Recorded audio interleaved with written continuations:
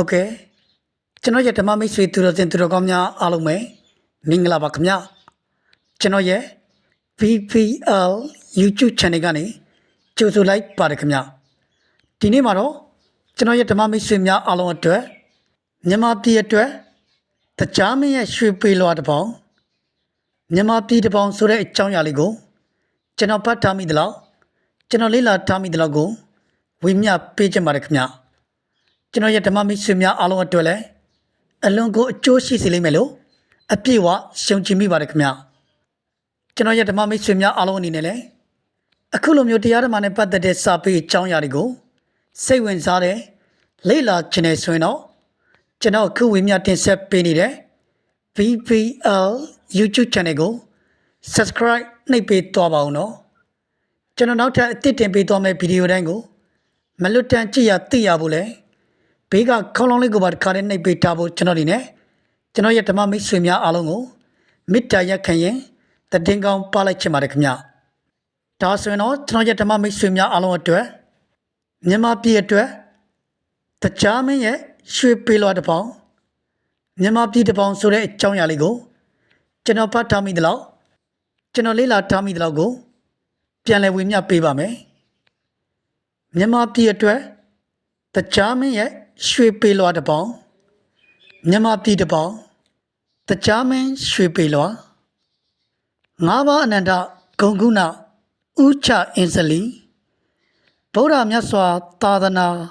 မှန်စွာ9000တီသာသနာအသက်9000ဝက်နေ့ရက်နီးလာပြီဗုဒ္ဓရာဇာမင်းဆက်ချမကြာပေါ်တော့မည်သုံးနှစ်စစ်လင်တို့သခင်ဘယင်ဖြစ်တော်မည်ဤအတွင်းမှာလူတကာ၅ပါးသီလတီသီလ၅ပါးပြည့်သူများတကြားပယ်လိမ့်မည်သီလ၅ပါးထိမ့်သူများတကြားကယ်လိမ့်မည်သစ္စာတရားထိမ့်သူများဖျားကယ်လိမ့်မည်ဂေါနာနွားသာစားသူများတကြားပယ်လိမ့်မည်အိယာဝင်လင်ဖျားပင်ရှစ်လင်ခိုးရမည်အိယာထကမြတ်ဗုဒ္ဓဥချလက်အုပ်ချီမေမေမူမူထိုလူယူဘလူးစားလိမ့်မည်ဂုံတော်ကိုပါပတိများကြိုးစားစိတ်ရမည်မစိတ်မိပြန်လူပါလံဂုံပန်တတ်လိမ့်မည်ထမ်းရည်အရက်ကစောဖက်တပတ်စားလိမ့်မည်လဲစီအခါထိုသူမှာတေရရှာလိမ့်မည်တခိုးသွားရင်မွေကိုနှင်းချက်ချင်းတေလိမ့်မည်လိမ့်လေလဲပြပြောသူများထင်ရှားတေလိမ့်မည်ကတ်ကြီးသုံးတန်ခုအမြန်အမှန်တွေ့တော်မည်မတွေ့ရအောင်ဤစားဆောင်ရအောင်ကြက်ရမည်စားတဲ့အလိုများလူဖို့တရားနဲ့အညီကျင့်ရမည်မကျင့်မိုင်းမဲ့လူတွေပဲကတ်သေးပါလိမ့်မည်မပါရအောင်ဤစားဆောင်လူပေါင်းလွှဲလိုက်သည်တိုင်းပြည်တော်ကြီးလွတ်လူနီခစ်ကြီးကောင်းတော်မည်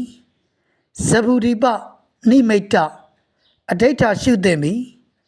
တန်ခမောက်ဆောင်၄ယောက်ကောင်းအောင်ချောင်းပေါ်လူပြီမပေါ်ခင်၌လူအမိုက်တိုက်ခိုက်သေးလိမ့်မည်အောင်ဆက်ကြသခင်ထံပါတွင်စာလင်တွေ့လိမ့်မည်ဝိဇ္ဇာစစ်ကြီးရောက်ခါနီပြည်ကြီးတာတော့မည်96ပါးယောဂများပါရှားပါတော့မည်တစ်တီတစ်လုံးတစ်ခါသုံး3နှစ်မစားပြီကာယပိယဒနပထဝီဤလေးလီတိုင်းပြည်ပေါက်တော်မည်မင်းကိုကြိုဆိုလူပုဂ္ဂိုလ်ထိုသီလမြဲလိမ့်မည်ဟုတ်ကဲ့ဒါကတော့ကျွန်တော်ရဲ့ဓမ္မမိတ်ဆွေများအားလုံးအတွက်မြန်မာပြည်ကြီးအတွက်တကြားမင်းရဲ့ရွှေပေလွာတစ်ပေါင်းတကြားမင်းရဲ့ရွှေပေလွာကိုကျွန်တော်ဖတ်ထားမိသလောက်ကျွန်တော်လေ့လာထားမိသလောက်ကိုကျွန်တော်ရဲ့ဓမ္မမိတ်ဆွေများအားလုံးအတွက်ပြန်လည်ဝေမျှပေးလိုက်ခြင်းပဲဖြစ်ပါတယ်ခင်ဗျကျွန်တော်ရဲ့ဓမ္မမိတ်ဆွေများအားလုံးအတွက်လည်းဤစာဆောင်က